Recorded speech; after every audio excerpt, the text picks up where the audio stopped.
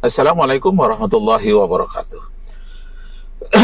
Naskurullah syukuran katsira wa qara'atil hamdalah ala hidayatihi wa taufiqi alladzi nahnu na'isu biha wa nusalli wa nusallimu ala sayyidina Muhammadin ala juhdi wa baslihi li tablighi syara'illah hidayatan lana.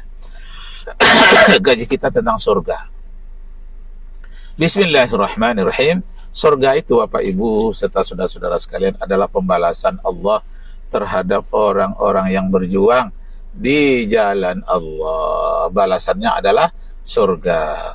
Sebaliknya orang-orang yang berbuat dosa, balasannya adalah neraka.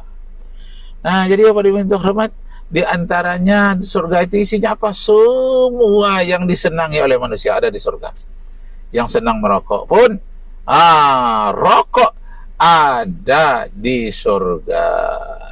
Cuma apinya katanya diambil di neraka, kata orang. Tak tahulah, kita nggak pernah ke sana.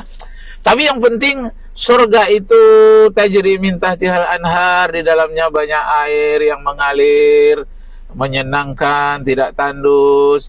Kemudian di bawah pohon-pohonnya itu bayang-bayangan yang tempat berteduh, tidak terlalu panas, tidak pula terlalu dingin. Pokoknya menyenangkan kepada manusia. Allahu Akbar, walillahil hamd.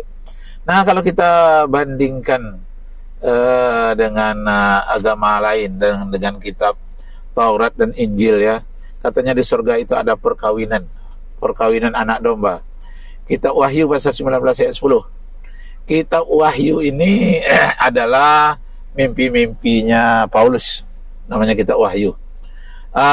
Kemudian kitab Wahyu itu pasal 19 ayat 10 dikatakan hari perkawinan di surga. Perkawinan di dalam bahasa Yunani yang disebut dengan gune.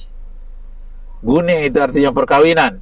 Nabi Isa nikah katanya nanti di surga. Disebutkan pula di dalam kitab Markus pasal 12 ayat yang ke-25.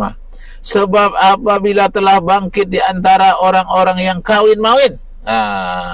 Jadi ada kawin di surga. Jadi orang yang berkorban katanya, lalu istrinya ditinggalkannya untuk berjuang di jalan Tuhan, lalu istrinya itu mati, maka dia akan dapat penggantinya 100 istri besok. Kitab Matius pasal 29 ayat 19. Pasal 19 ayat 29 dinyatakan dapat pengganti 100 saudara, 100 ayah ibu, bahkan 100 istri. Nah, kitab Wahyu pasal 19 ayat 7 perkawinan anak domba. Kemudian disebutkan lagi di dalam kitab 1 Korintus pasal 4 ayat 6. Rendahkanlah dirimu, jangan melampaui apa yang tertulis. Nah, jadi apa yang tertulis di situ adalah itulah yang harus diikuti. Umpamanya tertulis di dalam kitab Markus pasal 12 ayat 29 bahwa yang tertinggi itu keimanan adalah mengesahkan Tuhan. Tuhan kita itu adalah Esa. Dan kemudian kita bisa baca pula dalam kitab 2 Raja-Raja pasal 2 ayat 23 ayat 24 Nabi Elisa. Ketika ada anak-anak yang mengejek, "Oi, botak-botak," lalu dia disuruh keluar dan 2 ekor beruang mencabik-cabiknya. Anak kecil itu sampai hancur. Ini larangan dari mengejek orang. Body shame namanya sekarang ini. Kalau ada orang sumbing, orang tidak ada telinga atau buta, itu namanya body shame. Artinya pada tubuhnya ada sesuatu yang memalukan. Tidak boleh. Itu dilarang dalam kitab 2 Raja-Raja pasal 2 ayat 23 sampai 24 tentang Nabi Elisa. Nabi Elisa ini dikatakan pernah ke surga dengan kendaraan berapi. Jadi sebelum Nabi Isa masuk ke surga, Nabi Elisa ini dalam kitab ini katanya telah duluan ke surga. Bertentangan dengan ayat yang lain yang menyatakan bahwa Nabi Isa lah yang pertama ke surga. Dia duduk di sebelah kanan Bapa. Tapi dalam ayat ini 2 Raja-Raja pasal 2 ayat 23-24 dikatakan tentang tidak boleh mengejek manusia, kata Nabi Elisa. Dan Nabi Elisa ini dikabarkan pernah ke surga dan tinggal di surga sebelum Nabi Isa alaihi salam. Nah, kemudian dalam kitab Kisah Para Rasul pasal 9 ayat 4 sampai ayat 9. Ia roboh ke tanah. Maksudnya Paulus ini. Dulu namanya si Saulus. Pernah roboh ke tanah. Si Saulus ini. Bangunlah. Pergilah ke dalam kota. Jadi ada suara roh yang memanggilnya. Ketika Paulus itu roboh dan ada yang memanggilnya, pergilah kamu ke kota.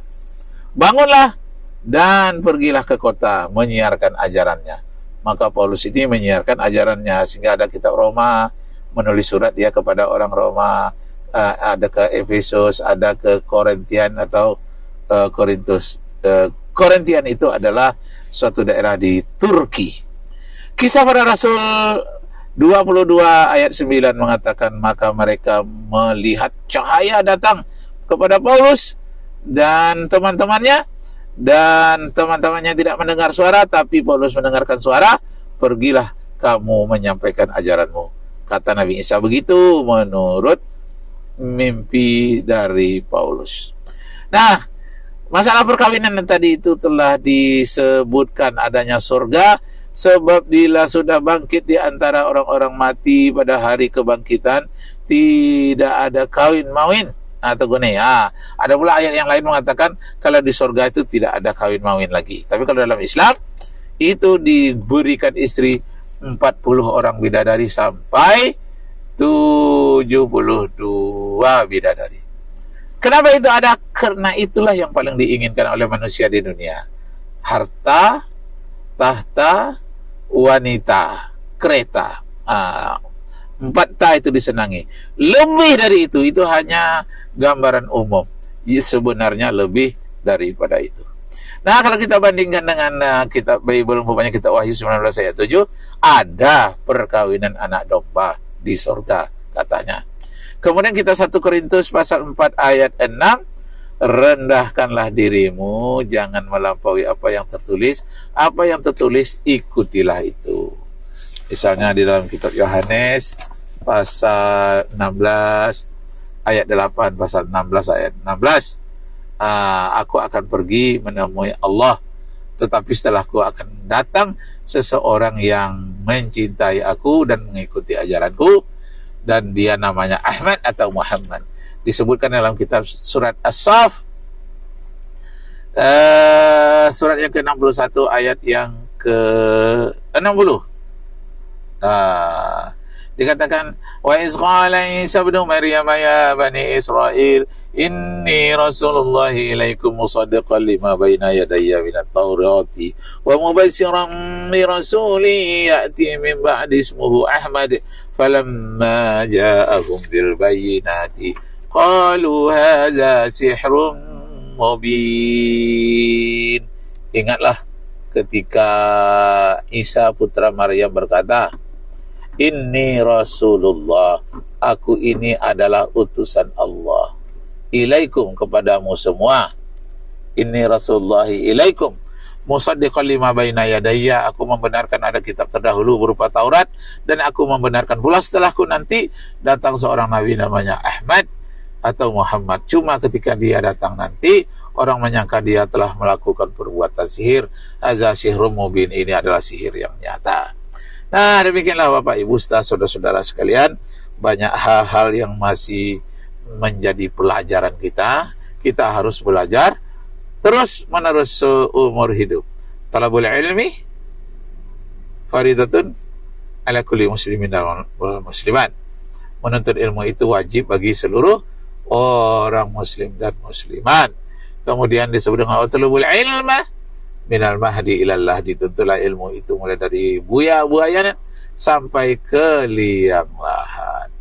Nah, dalam hadis lainnya lagi dikatakan, tuntutlah ilmu pengetahuan itu di mana saja berada.